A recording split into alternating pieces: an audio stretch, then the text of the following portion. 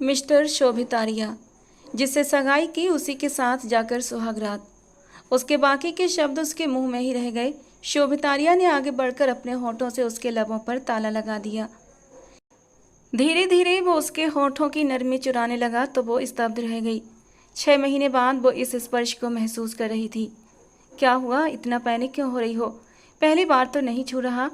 6 महीने तक शोभित ने उसे छुआ तक नहीं था और बजे था उसका 5 महीने का बेबी मिसकैरेज। इतना कहते ही वो पूरे हक से कि तभी अचानक आर्या हाउस में इस वक्त बहुत भावुक सा माहौल था। सबकी आंखें इंतजार में डूबी हुई थीं। पापा जी बार बार अपनी नम आंखों को पोंछ रहे थे। उनके चेहरे पर कई दुख लिखे हुए थे जो शायद आज ख़त्म होने वाले थे, जबकि सिया भी पत्थर सी आंखों से बार बार दरवाजे की ओर देख रही थी। उस सितमगर का इंतजार कर रही थी जो आज से 3 महीने पहले उसे दर्द देकर चला गया था। उसने लाख अपने दिल को समझाया कि वो उस पत्थर दिल इंसान का इंतजार नहीं करेगी, उसकी मोहब्बत अपने दिल से नोच कर फेंक देगी, लेकिन वो नाकाम रही। लाख कोशिश करने के बावजूद भी वो उसकी मोहब्बत को दिल से जुदा नहीं कर पाई और आज बेचैन निगाहों से दरवाजे की ओर टकटकी बांधे उसी का इंतजार कर रही थी। माहौल पर एक अलग ही किस्म की उदासी छाई हुई थी। मम्मी जी भी आंखें बंद किए हुए बैठी थीं। हाथों में पकड़ी माला के दाने धीरे धीरे गिरते जा रहे थे। हवेली में घूमते हुए नौकरों के चेहरे भी उत्साह से भरे हुए थे। सभी दबे स्वर में एक दूसरे से बातें कर रहे थे। पूरे 3 महीने बाद शोभित आर्या वापस अपने घर आने वाला था। छोटी सी बात को उसने अपनी जिद और अहम का मुद्दा बनाकर ये आर्या हाउस छोड़ दिया था और आज पूरे 3 महीने बाद मम्मी जी की बीमारी के चलते वापस लौट रहा था। वो ऐसा ही था, बेहद भावुक और गुस्सैल, अपनी बात के आगे किसी की नहीं सुनता था। उसकी मर्जी के खिलाफ कुछ हो जाए तो वो बर्दाश्त नहीं करता था। जितना रौब और असर उसकी पर्सनालिटी में था, उससे कहीं ज़्यादा उसका चेहरा खूबसूरत आकर्षक था। मगर सिया के सामने उसकी सारी ये खूबियाँ फीकी पड़ जाती थीं, क्योंकि उसने सिया को तकलीफ़ की हद तक पहुँचा दिया था। आज से 6 महीने पहले बीती रात उसे बार बार याद आती थी और बेचैन कर देती। काश उस रात उस पर जुल्म के पहाड़ न तोड़ता तो आज उसकी गोद में एक प्यारा सा बच्चा होता। लेकिन उस रात शोभित ने सब कुछ ख़त्म कर दिया था। इस एक वजह से वो शोभित को कभी माफ़ नहीं कर सकती थी, मगर उसकी जुदाई भी सिया को तोड़ कर रख चुकी थी। वो जालिम था, संगदिल था, मगर सिया के दिल पर राज करता था। उसके हर जुल्म को सहने के बावजूद सिया का दिल कभी भी उसके खिलाफ नहीं हो सका था। ये इश्क की हद थी या फिर सिया की मोहब्बत इस कदर बेहोश हो चुकी थी कि शोभित आर्या के दिए दर्द के बावजूद भी दिल उसी की ओर खींचता रहता था। हर गुजरता पल इस घर के लोगों को और गहरे इंतजार में धकेल रहा था। 6 बज चुके थे मगर शोभित आर्या का कोई अता पता नहीं था, जबकि उसने तो सूचना दी थी कि वो 5 बजे तक घर पहुंच जाएगा। जैसे जैसे वक्त आगे खिसक रहा था, सबकी धड़कनें थमती जा रही थीं। सबके दिलों में एक ही डर बैठ गया था, कहीं वो आज भी ना आया तो। जैसे ही घड़ी ने 7 बजाए, बाहर के दरवाजे पर दस्तक हुई। एक नौकर जल्दी से दरवाज़ा खोलने के लिए दौड़ा, जबकि सिया की धड़कनें जैसे थम सी गई थीं। उसने दरवाजे की ओर नजरें गड़ा दी थीं।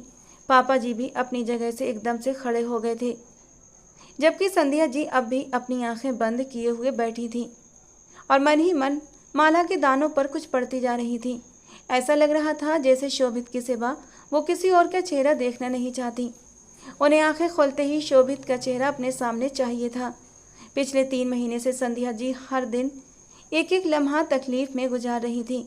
उनका दिन रात दर्द में डूबा रहता था और तकलीफ क्यों ना होती, उनका इकलौता बेटा, उनकी आंखों का तारा, उनके दिल का सुकून, बस जरा सी बात को अहम का मसला बनाकर ये घर छोड़कर चला गया था और फिर पलट कर खबर तक नहीं ली थी। बेटे की जुदाई ने उन पर इतना गहरा असर डाला कि वो बीमार पड़ गई थी। ये वो संध्या जी थीं जिन्होंने ज़िंदगी भर तंदुरुस्ती और ताकत से भरपूर जीवन जिया था। बुढ़ापे में भी अपना काम खुद करती थीं। बेटे की जुदाई से अब बीमार हो गई थीं। उनका वजूद बेटे की जुदाई का सदमा सह न सका और उन्हें हार्ट अटैक आया। डॉक्टरों ने उन्हें स्ट्रेस से दूर रखने को कहा था। जरा सी भी टेंशन उनके लिए जानलेवा साबित हो सकती थी। प्रताप जी ने भी बहुत मुश्किल से शोभित से संपर्क किया था और संध्या जी की बीमारी की खबर दी। शोभित कितना भी जिद्दी और खुदसर क्यों न हो, मगर अपने माँ बाप से बेइंतहा मोहब्बत करता था। उन्हीं दोनों ने शोभित को इतना लाड प्यार देकर जिद्दी बना दिया था और अब अगर वही लाड करने वाले सलामत न रहते तो शोभित खुद को कभी भी माफ़ नहीं कर पाता। और फिर आखिरकार 3 महीने के बाद, परदेश में तन्हा रहने के बाद, वो वापस अपने घर लौट रहा था। शायद अब जिंदगी उसके मुकद्दर में सुकून लिखने जा रही थी। पूरे 3 महीने बाद इस घर में कदम रखते हुए शोभित आर्या की हालत बहुत अजीब सी हो रही थी। दिल बार बार भर भर आ रहा था। वो जिद्दी और खुदसर शोभित जो अपने आगे किसी की नहीं चलने देता था, उसने अकेले में न जाने कितनी ही तकलीफ भरी रातें काटी थीं और उन्हीं रातों में तड़प तड़प कर रोया भी था। किसी के नरम वजूद का एहसास उसे रातों को सोने नहीं देता था। तन्हाई उसे नाक बनकर डसने लगती थी। अकेले में सिया की तस्वीरों से बातें करता था, उससे माफ़ी मांगता, लेकिन सामने जाने की हिम्मत नहीं थी उसमें। किस मुंह से जाता सामने? उसके दिल पर चोट ही कुछ ऐसी गहरी दे दी थी कि शायद उसकी शक्ल देखना भी गवारा न करती। यही सोचकर वो अपने कदम रोक लेता था, लेकिन अपने माँ बाप को नज़रअंदाज न कर सका। वो जो हमेशा खुद को बेपरवाह और मजबूत दिखाने का दिखावा करता था, उसे प्रताप जी और संध्या जी की बहुत फिक्र थी। वो भी नाराज होकर बिना कुछ बताए घर छोड़कर चला गया था। घर वालों ने उसके जाने को उसकी जिद और अहंकार समझा था, मगर असलियत क्या थी इसका पता किसी को नहीं था और ना ही उसने कभी बताने का इरादा किया था। जैसे ही शोभित ने घर की चौखट पर कदम रखा, आगे प्रताप जी स्वागत के लिए खड़े थे। अपने इकलौते बेटे का चेहरा देखते ही प्रताप जी वहीं सोफे पर बैठते चले गए थे। उनके पैरों में इतनी भी ताकत नहीं बची थी कि आगे बढ़कर अपने बेटे को गले से लगा सके। शोभित ने प्रताप जी की हालत देखी और अपने फैसले पर उसे गहरा अफसोस हुआ, मगर जैसे ही उसकी नज़र अपनी माँ संध्या जी पर पड़ी, उसके पैरों तले से ज़मीन खिसक गई। वो बहुत कमज़ोर हो गई थी, जैसे बरसों से बीमार हों। उसने घर के हर सदस्य को दुख दिया था। सिया की वहाँ मौजूदगी को भी वो अब तक सह चुका था, मगर चाहकर भी उसकी ओर देख न सका। वो सीधा संध्या जी के गला लगा और फूट फूट कर रोने लगा। अभी वो प्रताप जी के पास पहुंचा ही था कि प्रताप जी की नज़र घर में दाखिल होती एक लड़की पर पड़ी। पापा जी, ये सारा है। मैं इसे सगाई कर चुका हूँ। कुछ ही समय में मेरी और सारा की शादी का इरादा है, मगर मम्मी का फ़ोन आ गया और मुझे इमरजेंसी में यहाँ आना पड़ा, वरना मैं अपनी नई ज़िंदगी में बस नहीं वाला था और सारा से शादी का पूरा फैसला कर चुका था। सारा यहाँ भारत अपने किसी काम से आ रही थी तो हम दोनों साथ आ गए। ये कुछ दिन हवेली में ही रुकेगी और फिर दिल्ली में अपना काम पूरा करके लखनऊ चली जाएगी, क्योंकि उसके परिवार वाले वहीं रहते हैं। अब मैं जब आ ही गया हूँ तो आप लोगों को भी अपनी शादी में शामिल कर लूँगा। वो बड़े आराम से घर वालों के सर पर जैसे कोई बम गिरा रहा था। प्रताप जी इस बात से पहले ही हैरान थे, मगर शोभित ने जिस अंदाज में उन्हें सारा से अपनी शादी की खबर दी थी, उनका दिल किया कि उसे उठाकर कहीं बाहर फेंक दें। जबकि सिया की आंखें पूरी तरह पत्थर हो चुकी थीं। इससे पहले कि शोभित की उस पर नज़र पड़ती, वो उठकर खड़ी हुई और मुंह फेरते हुए तेजी से अपने कमरे की ओर भाग गई, इस डर से कि कहीं उसकी आंखों से बहते आंसू शोभित की नज़रों में ना आ जाएं। उसने सिया की भावनाओं को बिल्कुल ही रौंद डाला था, मगर अब वो खुद को उसकी नज़रों में और जलील नहीं करना चाहती थी। कितना कठोर दिल था शोभित का। पहले तो उसने सिया की ज़िंदगी को दर्द की परछाई बना दिया, उसकी सारी खुशियाँ छीन ली। शोभित की वजह से वो मौत के मुंह से वापस लौटी थी, मगर फिर भी उसने उसका इंतज़ार किया था, और अब जब वो लौटा तो उसे अपनी दूसरी शादी की खबर दे रहा था। कितनी आसानी से उसने कह दिया कि कानों में जैसे कोई तूफान की पुकार भर दी हो। शायद लड़कियां ही होती हैं जो अपनी मोहब्बत और वफा की इंतहा कर देती हैं। वो रोते हुए यही सोचती जा रही थी। दिल एकदम से हर चीज़ से उचाट हो गया था। मैं जा रही हूँ ये घर छोड़कर, दोबारा कभी भी वापस नहीं आऊँगी। इतने वक्त के इंतज़ार का यही सिला मिला मुझे। मैं जो दिन रात उसके लिए तड़पती रही, वो मेरे साथ ऐसा करे। अगर ये बात मुझे पहले पता होती तो मैं कब की उसे छोड़कर जा चुकी होती। सिया की आंखों से आंसू लगातार बह रहे थे। साथ ही साथ वो अलमारी से कपड़े निकाल निकाल कर बेड पर रखे ब्रीफकेस में भरती जा रही थी। कपड़े रखने के बाद जब वो ड्रेसिंग टेबल पर आई और वहाँ से सामान उठाने लगी, तो कमरे के दरवाजे के बीचों बीच खड़े शोभित आर्या को देखकर वो बुरी तरह से चौंक उठी।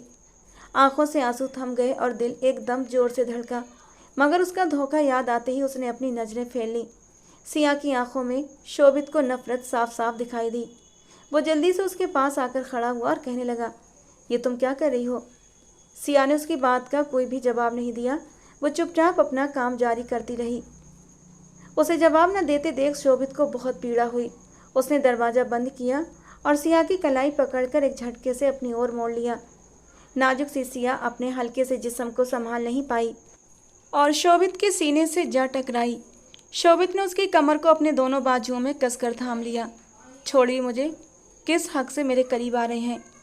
हक की बात मत करो सिया, तुम अच्छी तरह जानती हो कि मैं तुम पर क्या हक रखता हूँ। पत्नी हो मेरी, मैं जब चाहूँ जैसे चाहूँ तुम्हारे करीब आ सकता हूँ।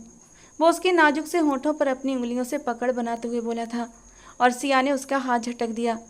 वो हक अब आप किसी और को देने जा रहे हैं और मुझे ऐसे मर्द की ज़रूरत नहीं जिसे औरत सिर्फ और सिर्फ अपने जिस्म की प्यास मिटाने के लिए चाहिए। जैसे कि पहले मेरे साथ अपने अंदर की आग को शांत किया, मुझे दुख देकर, मुझे तकलीफ़ देकर, और अब मुझसे मन भर गया उसके बाद अब वो दूसरी लड़की। लानत है तुम पर और तुम्हारी मोहब्बत पर। जा रही हूँ मैं ये घर छोड़कर। सिया की बात पर शोभित की आंखें गुस्से से लाल हुई थीं। उसकी पकड़ उसकी नाजुक कमर पर और भी तेज हो गई। दर्द के मारे सिया सिसक उठी थी। मेरी मोहब्बत को हवस का नाम मत दो सिया। मैं मानता हूँ मेरी मोहब्बत थोड़ी अलग हटकर है, जुनूनी मोहब्बत है मुझे, और मैं उस मोहब्बत में हर हद पार कर जाता हूँ। बस इतना ही कसूर है मेरा, लेकिन मेरी मोहब्बत सच्ची और साफ है। हवस का रंग उसमें शामिल नहीं। और रही बात सारा की, तो ये सब कुछ करने पर तुमने मुझे मजबूर किया है। तुम्हें बताना चाहता हूँ कि दुनिया में सिर्फ तुम पर आकर ज़िंदगी ख़त्म नहीं हो जाती। तुम्हारे बाद भी इस दुनिया में लड़कियाँ हैं और जो मुझे तुमसे ज़्यादा मोहब्बत कर सकती हैं। सारा ऐसी ही है, बहुत मोहब्बत करती है मुझसे, मेरे जुनून को सहने के लिए भी तैयार है, क्योंकि मैंने उससे कुछ भी नहीं छुपाया है। तुम्हारी तरह नाजुक बदन नहीं है कि मेरी जरा सी शिद्दतों से निढाल होकर तड़पने लगे। अभी उसने सिया को अपनी बाहों के घेरे से आज़ाद नहीं किया था और सिया उसकी पकड़ से निकलने के लिए मचल रही थी। पूरे 6 महीने से मैं तुम्हारी मोहब्बत के लिए, तुम्हारे करीब आने के लिए तरस रहा हूँ, लेकिन नहीं, तुम्हारी तो सज़ा ख़त्म ही नहीं हो रही। आखिर और कितनी सज़ा देनी है मुझे? बस अब हद हुई। सारा को अपनी ज़िंदगी में शामिल करके मैं अपनी ज़िंदगी की नई शुरुआत करना चाहता हूँ, समझी तुम? अब शोभित की आंखों में गुस्सा उतरने लगा था। हालांकि वो ये सब कुछ किस दिल से कह रहा था वही जानता था। सिया उसकी मोहब्बत थी, पहली मोहब्बत। उसकी जगह कोई दूसरा ले ही नहीं सकता था। लेकिन जिद्दी और अना में डूबा इंसान अपना ही नुकसान करता है, और यही नुकसान शोभित आर्या भी उठाने वाला था, अपनी मोहब्बत से हाथ धोकर किसी दूसरी लड़की को अपनी ज़िंदगी में शामिल करके। सिया की बड़ी बड़ी आंखों में आंसू चमकने लगे, लेकिन उसने खुद पर कंट्रोल किया। आंसुओं को पलकों से नीचे गिरने नहीं दिया था। कुछ कहने के लिए होंठ खोले, लेकिन बिना सिया को कोई बात कहने का मौका दिए शोभित पीछे से सिया को गर्दन से थामकर उसका चेहरा अपने करीब ले आया। उसके नरम गुलाबी होंठ, जो कब से शोभित का ध्यान अपनी ओर खींच रहे थे, अब वो उसके होंठों से अपनी प्यास बुझा रहा था।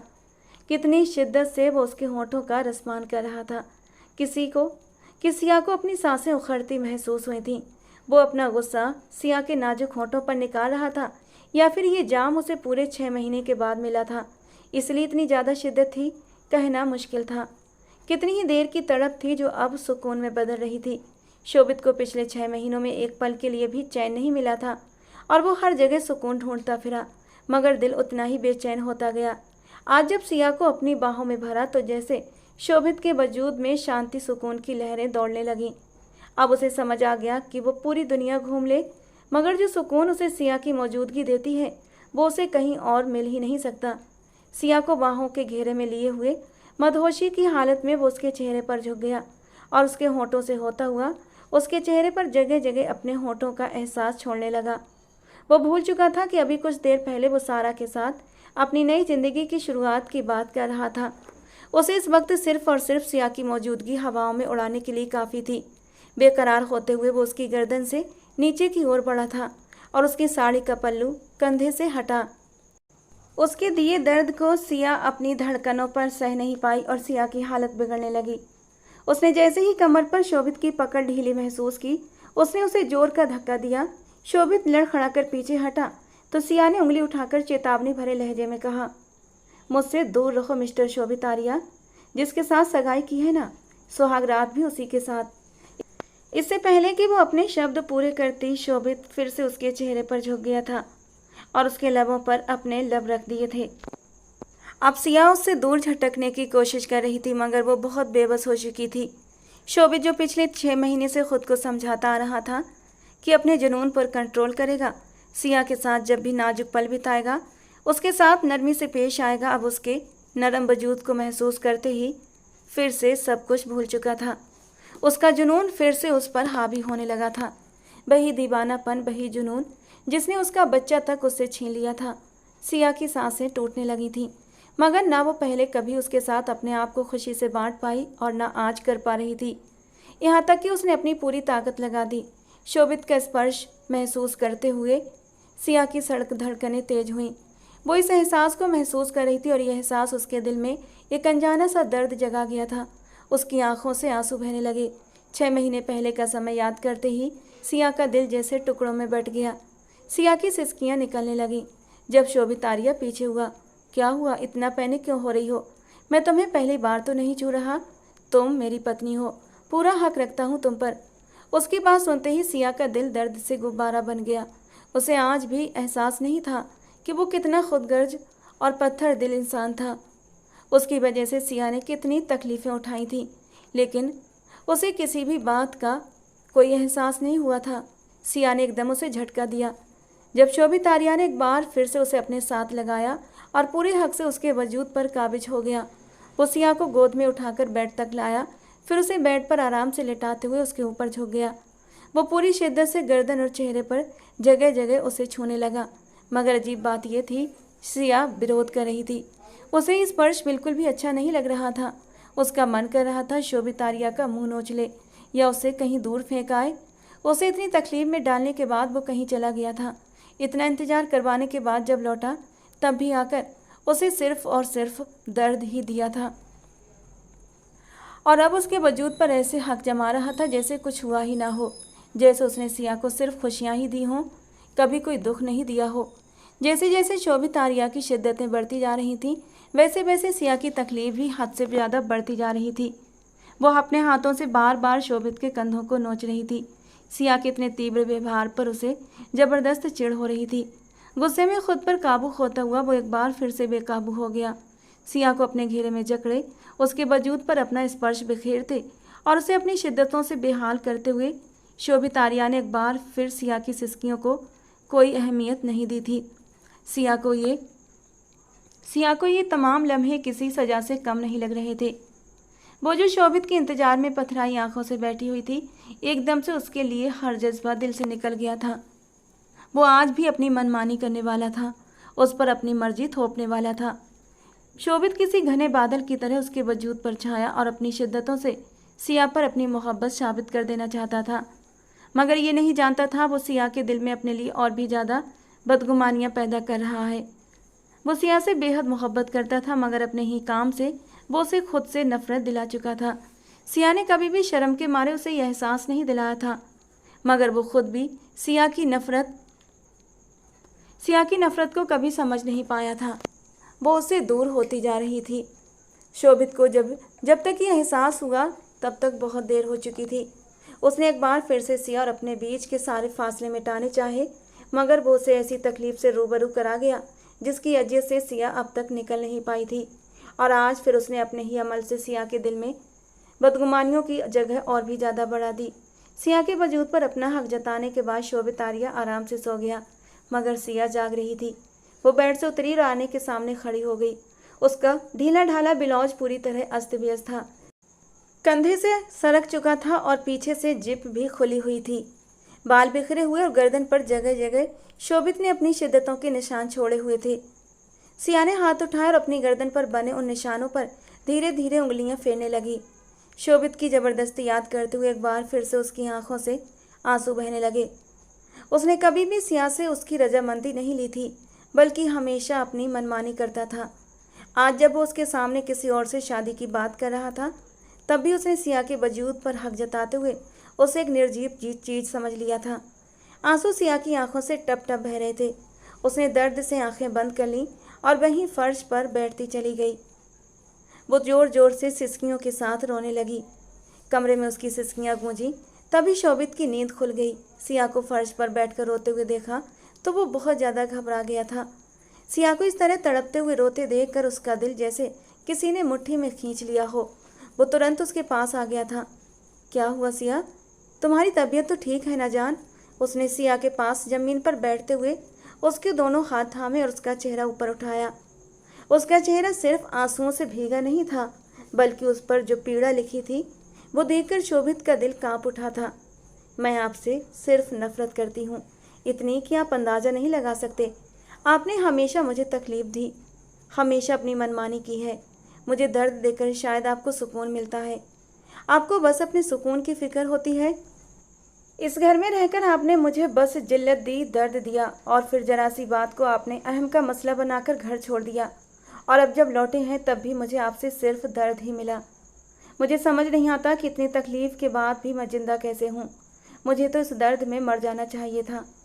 न जाने जिंदगी में ऐसा कौन सा पाप कर दिया था मैंने, जिसकी सजा के तौर पर आप मेरे जीवन साथी बने हैं। मुझे आपके स्पर्श से घिन आती है। मुझे वो पीड़ा याद आती है जब मैं चीखती रही, सिसकती रही, मगर आप पर कोई भी असर नहीं हुआ था। और उसका नतीजा ये हुआ कि मेरी पूरी जिंदगी तबाह हो गई। जब तुम किसी और को अपनी ज़िंदगी में शामिल करने का फैसला कर चुके हो तो जाओ, खुशी से उसे अपनी ज़िंदगी में शामिल कर लो। मेरी तरफ से आज़ाद हो जाओ शोभित आर्या, मैं तुम्हें नहीं रोकूंगी। सिया ने आज रोते हुए अपने दिल की सारी भड़ास निकाल दी थी, और शोभित को आज सही मायनों में एहसास हुआ था कि उसने अपनी ज़िंदगी की सबसे बड़ी गलती सिया से दूर जाकर की थी। फिर उसे अपनी सगाई के बारे में बताकर एक और गलती की। वो सिया से झूठ पर झूठ बोलता जा रहा था। हाँ, कुछ बातों में उसका कसूर था, मगर सिया की हर तकलीफ का जिम्मेदार वो पूरी तरह से नहीं था। कुछ दर्द तो सिया की किस्मत में भी लिखे हुए थे, जिन्हें उसे अपनी जान पर सहना था, मगर सिया हर तकलीफ का जिम्मेदार सिर्फ शोभित को लगा रही थी। और ये बात भी सच थी कि शोभित ने खुद ही वो सारी तकलीफ़ें अपने सर चुपचाप ले ली थीं। आज सिया की आंखों में अपने लिए नफरत देखकर शोभित को लग रहा था कि सब कुछ ख़त्म हो गया है। सिया की आंखों में जो अजनबीपन और बेगानापन था वो शोभित के दिल को चीर रहा था। उसका वजूद सुन्न होने लगा और थक हार कर उसके पहलू में गिर पड़ा। हालात इस कदर संगीन हो चुके होंगे, अगर ये उसे पहले पता होता तो वो बहुत पहले ही लौट आया होता। सिया भी जारो कतार रो रही थी। उसकी आंखों से बहते आंसुओं में शोभित का दिल भी धीरे धीरे डूबता जा रहा था। ठीक है, अगर तुम्हें लगता है कि मैं तुम्हारी तमाम तकलीफ़ों का जिम्मेदार हूँ, मैं तुम्हें सिर्फ दर्द दे सकता हूँ, तो बताओ तुम मुझसे क्या चाहती हो। तुम जो भी फैसला करोगी वो मुझे मंजूर होगा। मैं अपनी मर्जी तुम पर नहीं थोपना चाहता। मैं बहुत शर्मिंदा हूँ, तुमसे माफ़ी चाहता हूँ, और अब जो तुम कहोगी वही होगा। सिया ने बेख्याली में सर उठाकर शोभित के चेहरे की ओर देखा। उसकी आंखें लाल हो रही थीं, आंखों के नीचे काले घेरे थे और चेहरा पीला लग रहा था। वो पहले की तुलना में बेहद कमज़ोर लग रहा था। क्या वो बीमार था? इस नए ख्याल ने सिया के दिल में जगह बनाई, मगर इससे पहले कि वो कुछ पूछती, शोभित एक झटके से उठकर खड़ा हुआ और नम लाल आंखों के साथ कमरे से बाहर चला गया, जबकि सिया एक बार फिर से रोने लगी। अगली सुबह वो बेहद उदास और भारी मन से नीचे उतरी थी। शोभित, सिया, सारा, मम्मी और पापा सब नाश्ते की टेबल पर मौजूद थे, मगर सबके होंठों पर सन्नाटा था। सब एक दूसरे से नजरें चुरा रहे थे। शोभित ने सारा से ना तो सगाई की थी और ना ही शादी करने वाला था, बल्कि उसने सिर्फ सिया को तड़पाने के लिए घर में झूठ बोला था।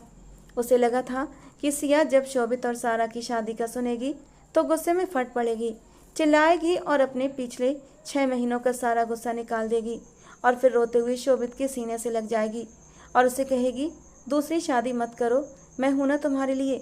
हम दोनों एक दूसरे के साथ मिलकर जिंदगी की नई शुरुआत करेंगे। मगर इसके उलट हुआ था सब कुछ। वो और भी चुप हो गई थी। पापा जानते थे कि सारा की शादी उसके मंगेतर से हो रही है, जिसका नाम राहुल था, और 6 महीने पहले ही राहुल और सारा की एंगेजमेंट हो चुकी थी। दोनों इंग्लैंड में रहते थे और वो मुंबई में अपना वेडिंग फ़ोटोशूट करवाना चाहती थी। इसीलिए शोभित आर्या के साथ आई हुई थी, ताकि इंतजाम कर सके और बाद में अपने परिवार को बुला सके। वो सब कुछ अपनी मर्जी से करना चाहती थी, इसीलिए उसके घर वालों ने अरेंजमेंट करवाने के लिए उसे खुद ही भेज दिया था। सिया ने कुछ निवाले नाश्ते के जहर की तरह निकले और फिर नाश्ते की टेबल से उठकर अपने कमरे की ओर बढ़ गई, जबकि शोभित ने गला खखारते हुए डाइनिंग टेबल पर छाई खामोशी को तोड़ा। मम्मी और पापा इस उम्मीद में थे कि शायद शोभित के लौटने और उसके रात को सिया के पास जाने के बाद दोनों के बीच की सारी गलतफहमियां मिट चुकी होंगी और वो दोनों अब एक नई जिंदगी की शुरुआत कर चुके होंगे। मगर ये उनकी सिर्फ एक गलतफहमी थी। हालात सुधरने के बजाय और भी बिगड़ चुके थे और इसका अंदाज़ा उन्हें सिया का चेहरा देखते ही हो गया था। मम्मी पापा, मैंने हमारे रिश्ते का फैसला अब सिया पर छोड़ दिया है। वो मुझसे बदगुमान होने के साथ साथ बेहद नाराज़ भी है। मुझे लगता है अब कोई भी कदम हमारे रिश्ते को संभाल नहीं सकता। सिया मुझसे दूर जा चुकी है, बहुत दूर, और अब इतनी दूर जा चुकी है कि वापसी का कोई रास्ता नहीं बचा। मैं उसे कसूरवार नहीं ठहराऊंगा क्योंकि गलती ज़्यादा मेरी ही है। मेरे कुछ फैसले गलत थे और सिया की गलती सिर्फ इतनी थी कि उसने मुझे बदलने की कोशिश नहीं की। बस दिल ही दिल में मुझसे दूर होती चली गई और अब उसके दिल में मेरे लिए नफरत गहरी जड़ें जमा चुकी है। मैं नहीं चाहता कि वो उस रिश्ते को बोझ समझकर अपने कंधों पर ढोती रहे और अपनी ज़िंदगी की खुशियाँ खुद से छीन ले। इसलिए मैंने फैसला किया है कि अगर सिया अलग होने का निर्णय करती है तो मैं उसके फैसले का सम्मान करूँगा। शोभित की गूंजती आवाज़ और गंभीर लहजे में कही बात सुनकर पापा और मम्मी जी ने दिल थाम लिया था। बेशक उनके दोनों बच्चे अब एक दूसरे से काफ़ी दूर हो चुके थे, मगर उन्होंने कभी सोचा भी नहीं था कि एक दिन वो इस रिश्ते को ख़त्म करने की बात करेंगे। आज उन्हें जरा भी अंदाज़ा होता कि ये सब इतनी दूर तक चला जाएगा तो वो पहले ही बीच में आकर हस्तक्षेप करते और 6 महीने पहले उनके बीच आई गलतफहमी को बातचीत के जरिए सुलझा देते। मगर अब वक्त निकल चुका था और बहुत देर हो चुकी थी। शोभित प्रताप जी और संध्या जी की इकलौती संतान था। उन्होंने उसे बड़े लाड प्यार से पाला था। शोभित की नेचर में जिद, गुस्सा और चिड़चिड़ापन मौजूद था। वो हर हाल में अपनी बात मनवाना चाहता था। मम्मी पापा ने भी उसकी हर ख्वाहिश को पूरा किया था और शोभित को लगता था कि इस दुनिया में कुछ भी नामुमकिन नहीं है। वो जो चाहेगा वो ज़रूर पालेगा और यही सोच उसने सिया के मामले में भी अपनाई थी। सिया उसकी मम्मी की सहेली की बेटी थी। वो अपनी माँ के साथ आर्या हाउस आया जाया करती थी, जिससे कि वो धीरे धीरे उससे लगाव रखने लगा था। और फिर मम्मी पापा के सामने शोभित ने जिद पकड़ ली कि उसे सिया से ही शादी करनी है। उन दिनों शोभित की उम्र 26 साल थी, जबकि सिया 18 की थी। वो अभी पढ़ाई कर रही थी और ज़िंदगी में कुछ बनने, कुछ मकाम हासिल करने के सपने उसकी आंखों में पड़ रहे थे, जिन्हें पूरा करने के लिए वो दिन रात मेहनत कर रही थी। जब शोभित का रिश्ता उसके लिए आया तो उसे कोई ऐतराज़ नहीं था, क्योंकि शोभित देखने में काफ़ी हैंडसम और आकर्षक था। उससे ज़्यादा वो उसके बारे में कुछ नहीं जानती थी। शोभित के साथ अपनी सगाई से वो खुश थी, मगर जब उसे जल्दी ही शादी की बात पता चली तो उसने विरोध करना शुरू कर दिया। वो शादी करके अपने भविष्य को दांव पर नहीं लगाना चाहती थी। न जाने शोभित उसे आगे पढ़ने देगा या नहीं, और वैसे भी शादीशुदा ज़िंदगी की अपनी उलझनें होती हैं। पता नहीं वो अच्छे से अपनी पढ़ाई पर ध्यान दे पाएगी या नहीं। उसने अपनी इच्छाएं अपने मम्मी पापा के सामने भी रख दी, मगर उन्होंने उसकी एक न सुनी और शोभित के साथ शादी की तारीख तय कर दी। सिया बहुत ज़्यादा दुखी थी, मगर मम्मी पापा के फैसले के आगे सर झुकाने के अलावा उसके पास दूसरा कोई चारा भी तो नहीं था। लेकिन उसने शोभित को कॉल लगा दिया, अपने आगे पढ़ने की बात रखी और फिर शोभित को कोई ऐतराज़ नहीं था। उसने साफ कह दिया कि तुम शादी के बाद भी पढ़ना चाहो तो पढ़ सकती हो, मुझे कोई ऐतराज़ नहीं होगा। और सिया खुशी के मारे खिल उठी थी। लेकिन उसके साथ ही शोभित ने एक शर्त रखी थी। फाइनल एग्ज़ाम के बाद उसकी शादी थी और उसके बाद वो कम से कम 1 साल तक किसी कॉलेज में एडमिशन नहीं लेगी, सिर्फ़ और सिर्फ शोभित को टाइम देगी। ये सारा साल हमारा हनीमून पीरियड होगा। सिया को एतराज़ तो था, लेकिन ये उसके लिए गनीमत था कि उसे पढ़ाई करने का मौका मिल रहा था। लेकिन उसे दुख भी था कि उसका 1 साल ख़राब हो जाएगा। जैसे जैसे शादी का दिन करीब आता जा रहा था, वो अपने दुख को भुलाकर अपनी शादी की तैयारियों में लग गई। शोभित की कॉल दिन में कई बार आती थी और सिया उसके नाम से ही शर्म से लाल पड़ जाती। वो थोड़ी दब्बू टाइप की लड़की थी, जबकि शोभित खुले विचारों वाला, रोमांटिक मिजाज और अपने से जुड़े इंसानों के लिए बेहद जुनूनी इंसान था। जब से उसने सिया को देखा था, वो उसे दिल की गहराइयों से मोहब्बत करने लगा था और दिन ब दिन उसकी मोहब्बत एक जुनून पकड़ती जा रही थी। और अब जबकि उसका रिश्ता सिया से जुड़ चुका था तो उसे किसी भी पल चैन नहीं आ रहा था। जब भी शोभित बात करता तो सिया बहुत कम बात करती थी, सिर्फ हाँ या हूँ में जवाब देती। और जैसे ही शोभित रोमांटिक होने लगता। वो डर और शर्म के मारे एकदम फ़ोन काट देती और शोभित फ़ोन को घूर कर रह जाता। स्वाभाविक शर्म, हया, खुशी के साथ वो अपनी आने वाली ज़िंदगी के हसीन सपने सजाने लगी थी, मगर उसे ये मालूम नहीं था कि उन सपनों की ताबीर उसे बहुत भयानक मिलने वाली है। हल्दी के पीले जोड़े में सिया बेहद खूबसूरत लग रही थी। उसकी रस्में वगैरह हुई और फिर जब वो थक कर चूर हो गई तो उसने अपनी मम्मी से कहा कि अब उसे कमरे में ले जाया जाए। मम्मी की आंखें बार बार नम हो रही थीं। अपनी इकलौती बेटी को विदा करते वक्त उनका दिल बहुत दुखी था, मगर साथ ही वो दिल से दुआ कर रही थीं कि भगवान सिया के नसीब अच्छे करें। सिया ने कमरे का दरवाज़ा बंद किया और सोने के लिए लेट गई। अभी उसकी आंख लगी ही थी कि खिड़की पर कुछ आवाज़ हुई तो वो घबराकर उठ बैठी। कोई उसके कमरे में दाखिल हो रहा था। डर के मारे उसकी सांसें थम गईं और वो एकदम सुन्न रह गई। उसमें इतनी हिम्मत नहीं थी कि चिल्लाकर किसी को बुला सके। शादी ब्याह के घरों में चोरी डकैती की कहानियां उसने बहुत सुनी थीं, मगर ये उसने कभी नहीं सोचा था कि उसकी शादी पर ही कोई चोर घर में घुस आएगा। कमरे में दाखिल होने वाला शख्स सिया की ओर बढ़ने लगा। तभी उसके दिमाग ने काम करना शुरू किया और वो जल्दी से बेड से नीचे उतरकर दरवाजे की ओर बढ़ी थी, मगर आने वाले ने बड़ी ही तेजी से आगे बढ़ते हुए उसे बाजुओं से पकड़ लिया था और उसके मुंह पर हाथ रख दिया ताकि वो चिल्ला न सके। सिया उस अनजान से लगने वाले शख्स के सीने से लगी हुई थी। सिया की तो आवाज़ ही हलक में अटक चुकी थी। कमरे में दाखिल होने वाले ने उसे जोर से सीने से लगा लिया, साथ ही दरवाजे की ओर बढ़ना शुरू कर दिया और फिर बोर्ड पर हाथ मारकर कमरे की लाइट जला दी। सिया ने आने वाले को जोर का धक्का दिया और ख़ुद को सीधा किया तो देखा सामने शोभित आर्या खड़ा था, जो मुस्कुराती नज़रों से उसकी ओर देख रहा था। सिया की आंखें हैरानी और सदमे से फैल गई थीं। उसे बिल्कुल भी यकीन नहीं हो रहा था कि शोभित इस तरह चोरों की तरह दीवार फांद कर उनके घर में घुस आएगा और अब उसके कमरे में मौजूद भी है। वो बहुत ही प्यार भरी निगाहों से सिया को देख रहा था, जबकि सिया की आवाज़ डर के मारे गले में ही अटकी हुई थी। बहुत मुश्किल से सिया ने पूछा, आप यहाँ क्या कर रहे हैं और अंदर कैसे आ गए? आपको किसने आने दिया अंदर? घर मेहमानों से भरा हुआ है, प्लीज़ आप यहाँ से चले जाएं। अगर किसी ने आपको यहाँ देख लिया तो न जाने क्या समझेगा। ये मेरी इज्जत का सवाल है, प्लीज़ यहाँ से जाइए। सिया शोभित आर्या से विनती करती हुई बाकायदा रोने वाली हो गई, जबकि शोभित के दिल में उसका मोहक रूप तूफान मचाया जा रहा था। वो छोटे छोटे कदमों से सिया की ओर बढ़ने लगा।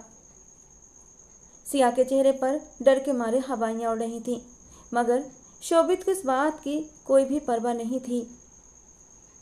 वो धीरे धीरे चलता हुआ सिया के करीब आया और उसकी कमर में हाथ डालते हुए उसे अपने पास खींच लिया। बस एक दिन रह गया है हमारे मिलन में, तब मैं खुद पर काबू नहीं रख पाऊंगा और ना ही तुम्हें किसी बात का डर या भय होगा।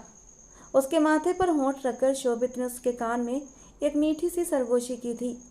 शर्म और हया के गहरे एहसास के साथ सिया खुद में सिमट गई। शर्म और हया का खूबसूरत संगम सिया के चेहरे पर बिखरा देख शोभित और भी बेसुध हो गया और उसने उसके गाल पर होंठ रख दिए। यार बस अब जल्दी से मेरे करीब आ जाओ, अब ज़्यादा सब्र नहीं होता। एक एक पल गिन गिन कर गुजार रहा हूँ हमारी मिलन की रात के लिए। वो उसकी गर्दन में चेहरा छुपाते हुए गर्म सांसें छोड़ता हुआ बुरी तरह बेखुद हो रहा था। उसके लब मचल उठे थे सिया के लबों को छूने के लिए, लेकिन उसने खुद को संभाल लिया था। इससे पहले कि वो बहक जाता, उसने जल्दी से सिया को छोड़ते हुए अपना रुख मोड़ा और बिना कोई बात किए खिड़की से बाहर निकल गया। अपने जज्बातों पर काबू पाना उसके लिए बहुत मुश्किल था। वो तो बस दिल के हाथों मजबूर होकर सिया को एक नज़र देखने आया था, मगर अब यहाँ से लौटना उसके लिए कितना मुश्किल था ये बात सिर्फ वही जानता था। पीछे सिया अपनी बेकाबू होती धड़कनों को संभालती रह गई। ये पहला स्पर्श जो उसे शोभित की तरफ से मिला था, उसके चेहरे पर इंद्रधनुष के रंग बिखेर गया था। धीरे से अपने गालों को छूती हुई वो शीशे के सामने जाकर खड़ी हो गई। चेहरे पर फैली लाली उसे बेहद खूबसूरत बना रही थी। लबों पर हल्की मुस्कान लिए वो अपनी आने वाली जिंदगी के सपने सजाने लगी।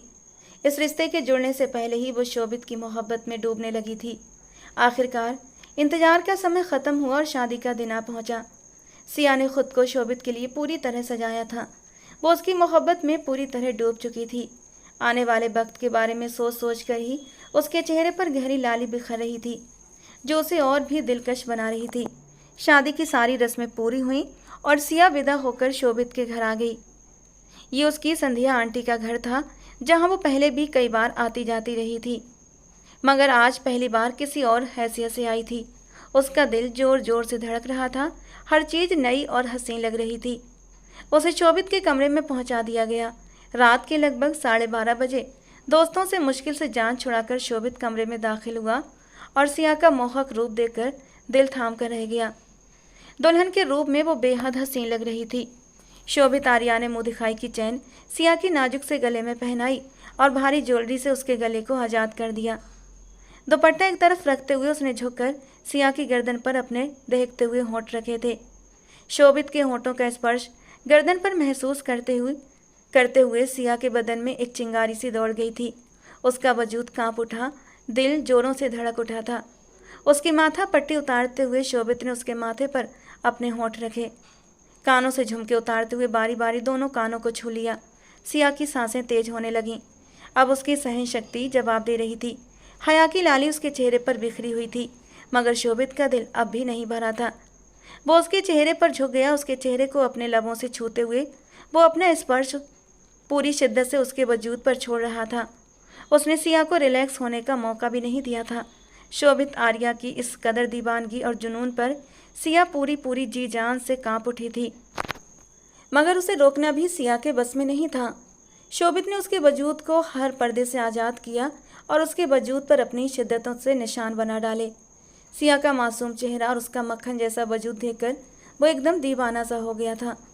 उसके वजूद पर मौजूद आखिरी कपड़े के हुक तोड़ते हुए वो अपने दांतों से उसकी मुलायम धड़कनों पर निशान बना गया और सिया के होंठों से सरसराते हुए निकला था, शोभित प्लीज़, ये क्या कर रहे हैं आप? और शोभित उसके होंठों पर भी कब्जा जमा चुका था। पूरी तरह रिस्पॉन्ड करने के बाद वो उसकी आंखों में देखते हुए बोला, आज तुम मुझे नहीं रोकोगी। बहुत तड़प रहा हूँ इन खूबसूरत पलों के लिए। आज की रात, आज सारी शिद्दतें तुम्हारे इस खूबसूरत वजूद पर निकाल देना चाहता हूँ। बल्कि आदत डाल लो, मोहब्बत करने का मेरा यही अंदाज है। ये कहकर वो उसकी गर्दन पर झुक गया और फिर वो सिया के अस्तित्व पर काबिज होते हुए अपनी तीव्रताएं उस पर लुटाने लगा। और जब शोभित ने तो सिया की सांसें एकदम से तेज हुई थीं। Please Shobhit, control yourself. क्या हो गया है आपको? लेकिन शोभित को होश कहाँ था। उसका भारी कामदार लहंगा साइड पर रखते हुए वो इतनी तेजी से उसके नाजुक वजूद में उतरा कि सिया ने अपनी चीख को हथेली रखकर दबाया था। सिया मचलने लगी, आंसू उसकी पलकों से टूटने लगे, लेकिन शोभित को उसका मचलना, उसका सिसकियां भरना और भी जुनून में भर रहा था। उसे और भी मदहोश कर रहा था और वो और भी शिद्दत से उसके वजूद में उतर रहा था। सुबह तक उसने अपने जुनून की शिद्दत से सिया को निढाल कर दिया था। 1 मिनट के लिए भी वो सिया से दूर नहीं हुआ था और ना ही सिया के किसी इनकार या विरोध को उसने कोई अहमियत दी थी। तकलीफ की तीव्रता से सिया पूरी तरह निढाल हो चुकी थी। पहले उसे इस बात पर बेहद गर्व और विश्वास था कि शोभित आर्या उससे मोहब्बत करता है, मगर जिस तरह से रात उसने सिया के साथ बर्ताव किया था वो सिया को बिल्कुल भी अच्छा नहीं लगा था। अगर मोहब्बत का यही रूप था तो ये उसके लिए हरगिज़ भी काबिले कबूल नहीं था। सुबह 4 बजे जाकर शोभित आर्या उसे अपनी बाहों में लेकर सो चुका था और निढाल सी सिया उसके सीने से चिपकी लेटी थी। सुबह के टाइम मंदिर में घंटे और आरती की आवाज़ सुनाई दी तो वह धीरे से शोभित की बाहों से निकली थी। सिया बिस्तर से उठी और नहाने के बाद पूजा करने लगी। काफ़ी देर तक भगवान के चरणों में बैठकर अपना मन हल्का करती रही। पूजा समाप्त करके वो फिर से बेड पर शोभित आर्या के पास आकर बैठ गई और तभी शोभित की आँख खुल गई। उसके गीले बालों को मुट्ठी में लेते हुए उनकी खुशबू को महसूस किया और फिर सिया को खींचकर अपने ऊपर गिरा लिया। Good morning my sweet wife, क्या हाल है? मेरे साथ ज़िंदगी की इस कदर सुबह के लिए ढेर सारी शुभकामनाएं। शोभित ने सिया को अपने साथ नई जिंदगी शुरू करने की बधाई दी और सिया बस मुस्कुराकर रह गई। आज दोनों का स्वागत समारोह था और सारी रस्में पूरी होने के बाद शोभित एक बार फिर कमरे में उसके सामने था और अपनी भावनाओं की तीव्रता से आज फिर सिया को थकाने लगा। कल रात की तरह आज की रात भी सिया के लिए बेहद तकलीफ भरी थी। शोभित उम्र में सिया से 8 साल बड़ा था और सिया तो बहुत ही मासूम और नाजुक थी। शोभित का शरीर मजबूत और गठीला था, बिल्कुल किसी पहलवान की तरह, जबकि सिया उसके सामने एकदम छुई मुई सी लगती थी। वो शोभित की इतनी तीव्रताएं सही नहीं कर पा रही थी, मगर फिर भी वो उसे मना नहीं कर पा रही थी। वो जिस तरह प्रेम और समर्पण के साथ अपने जज्बात जाहिर करता, सिया उसे नाराज नहीं करना चाहती थी और ना ही उसका दिल तोड़ना चाहती थी। इसीलिए वो अपने शरीर की पीड़ा को चुपचाप सहती रही। बस शोभित में यही एक कमी थी, जब भी वो उसके करीब आता तो जुनून की हद तक आ जाता था और बाकी शोभित का रवैया उसके साथ बहुत अच्छा होता था। पूरी रात उसके कानों में मीठी मीठी सरगोशियाँ करता, उसे खुश रखने का वादा करता और उसकी प्यार भरी सरगोशियाँ सुनकर सिया अपनी तकलीफ भुलाकर उसके चौड़े सीने पर सर रखकर आंखें मूंद लेती। उसे सुकून मिलता था शोभित की बाहों में। फिर रीति रिवाजों के अनुसार सिया को 3-4 दिन के लिए मायके जाने की अनुमति मिली। शोभित ने इस बात पर बहुत हल्ला मचाया, मगर संध्या जी के सामने उसकी एक न चली। हमें समाज के सामने भी तो सर उठाकर चलना है ना, तुम तो बिल्कुल ही पागल हो गए हो। आजकल की नादान औलाद का तो भगवान ही मालिक है। संध्या जी ने उसे समझाने के साथ साथ थोड़ा डांटना भी जरूरी समझा। अपनी माँ की बात सुनकर शोभित आर्या मुंह बनाकर रह गया था। उसे ये बात बिल्कुल भी पसंद नहीं आई थी, मगर वो उनके सामने और ज़्यादा बेहयाई नहीं दिखा सकता था। उसने घूर कर सिया की ओर देखा, जिसने एक बार भी मायके जाने से इनकार नहीं किया था। जब वो कमरे में अपना सामान लेने आई तो शोभित उसके पीछे पीछे आया था। हाथ पकड़कर उसे अपनी ओर खींचते हुए अपने साथ लगा लिया। मत जाओ यार, तुम्हारे बिना दिल नहीं लगेगा। सचमुच शोभित की आंखों में नमी चमकने लगी थी और सिया का मन हुआ कि वो अपनी मम्मी पापा को मना कर दे, लेकिन फिर अपनी तकलीफ का याद करके वो जाने के लिए तैयार हुई। काश शोभित अपनी आदत बदल दे तो मुझसे ज़्यादा खुश नसीब दुनिया में कोई और लड़की नहीं होगी। वो दिल ही दिल में सोचती हुई अपना सामान पैक करने लगी। कोई बात नहीं, इसका हिसाब तो मैं बाद में लूँगा, दिल ही दिल में दांत भींचते हुए शोभित ने सोचा था। सिया जब कुछ दिन के लिए अपने मायके आई तो उसके शरीर को कुछ सुकून मिला।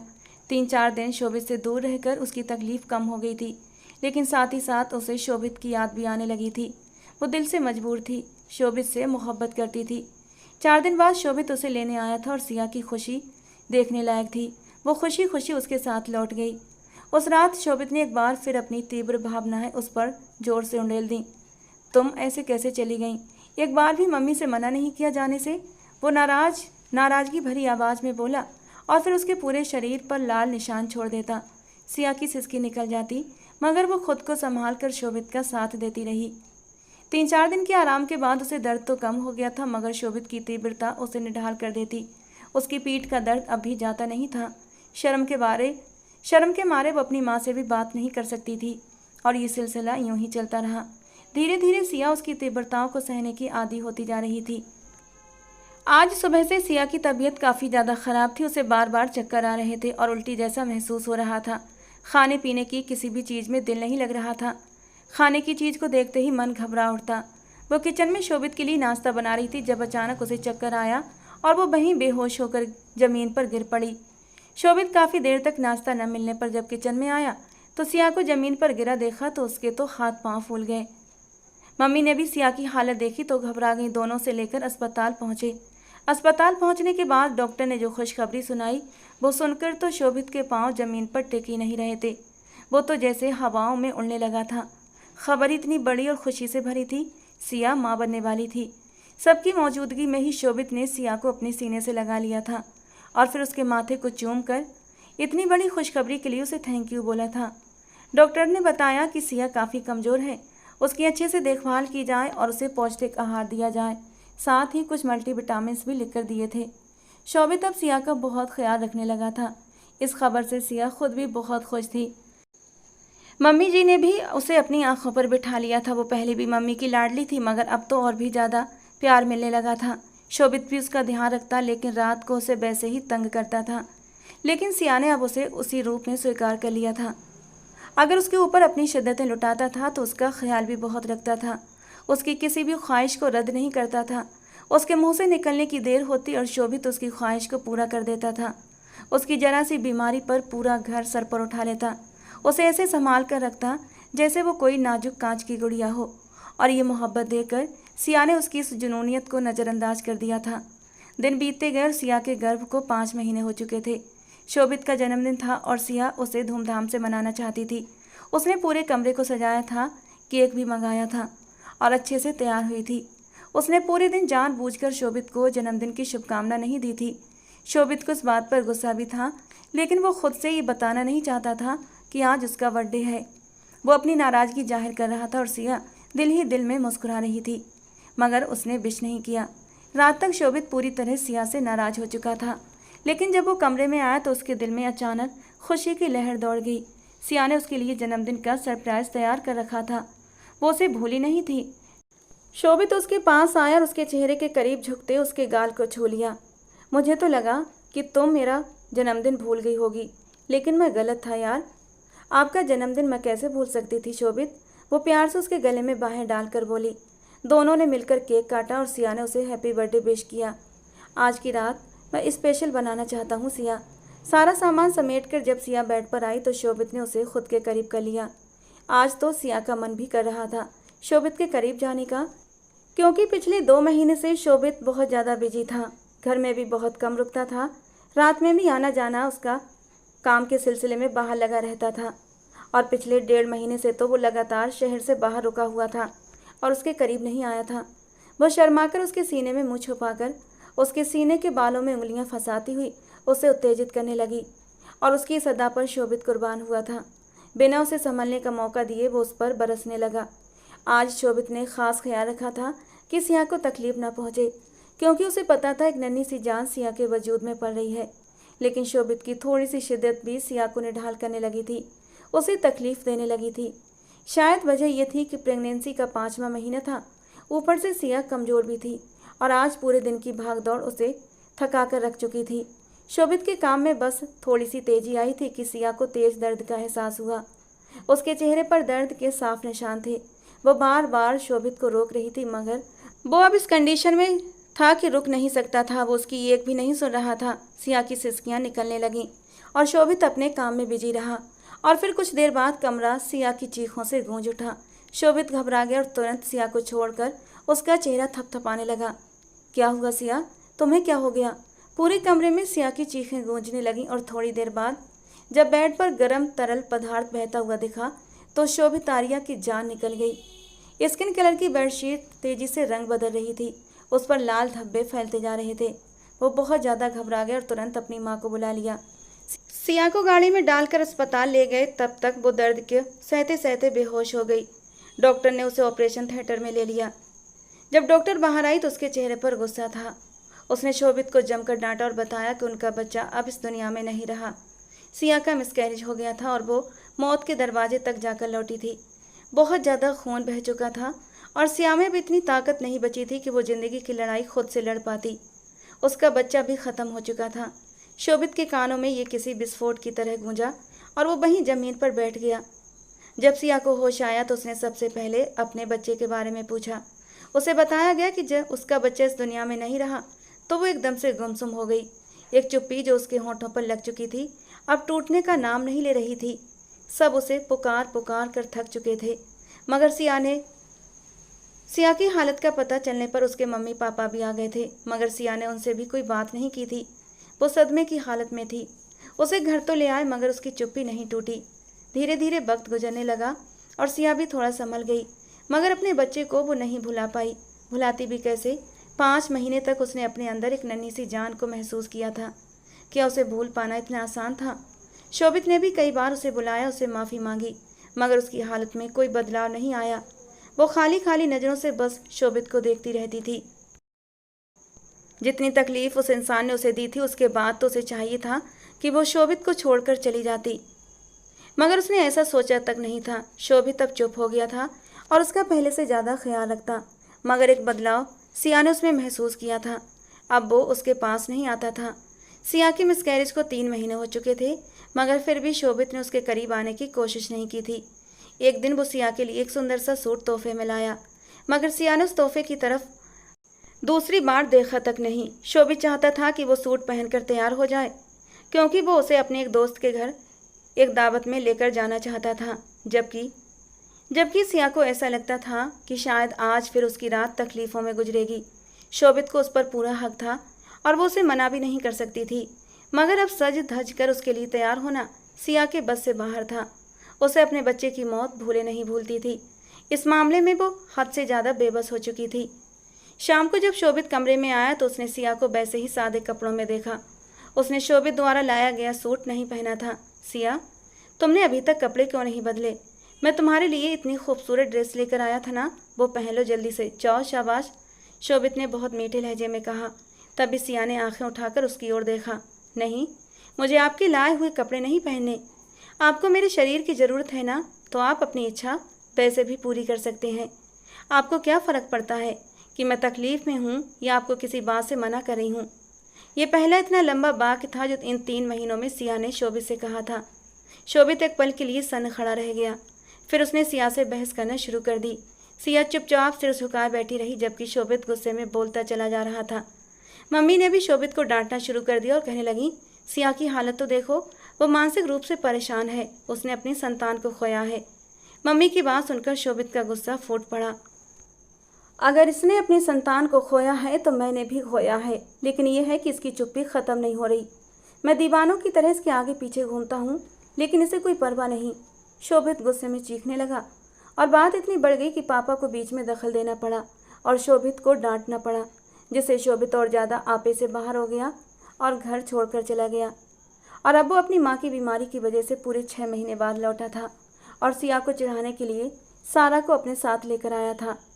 लेकिन जब वो सिया के करीब हुआ तो पुराने जज्बात मचल उठे। मोहब्बत जो दिल में दबाने की कोशिश की फिर से सर उठा चुकी थी और वो सिया के वजूद में गुम हो गया था। लेकिन सिया एक बार फिर उससे बदजन हो चुकी थी। 3-4 दिन सिया की चुप्पी की भेंट चढ़ गए। उस रात के बाद शोभित ने फिर सिया के कमरे की ओर रुख नहीं किया था। 5वें दिन शोभित ने तलाक के कागजात लाकर सिया के सामने रख दिए। ये लो, मैंने तुम्हारे फैसले का सम्मान किया है। अगर तुम इन पर साइन कर दो तो बाद में मैं भी कर दूंगा। शोभित वो पेपर सिया के कमरे में रखकर वापस पलट ही रहा था कि सिया अचानक दौड़ती हुई आई और शोभित के गले लग गई। गलती भी आपकी थी। मेरे मना करने और तकलीफ में होने के बावजूद आपने ज़बरदस्ती की। हमने अपना बच्चा खो दिया। फिर 3 महीने तक आपने कोई कोशिश नहीं की मेरे पास आने की। फिर एक छोटी सी बात को मुद्दा बनाकर आप घर छोड़कर चले गए। क्या मेरी तकलीफ़ आपको नज़र में इतनी छोटी थी कि आप मुझे इस तरह छोड़कर चले जाते? आपने सारा से सगाई की बात सुनाकर भी मुझ पर अपनी मनमानियाँ थोप दी, तो मैं क्या करती? आप तो मुझे अपनी ज़िंदगी से ही निकालना चाहते थे। आप चाहें तो सारा से शादी कर लें, लेकिन मुझे तलाक मत दें।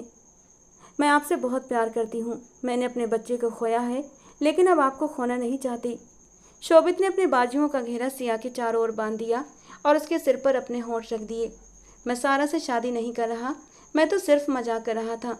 मुझे लगा मेरी दूसरी शादी की बात सुनकर तुम लड़ोगी, झगड़ोगी और हम दोनों के बीच सब कुछ ठीक हो जाएगा, लेकिन तुमने तो घर छोड़ने का फैसला कर लिया।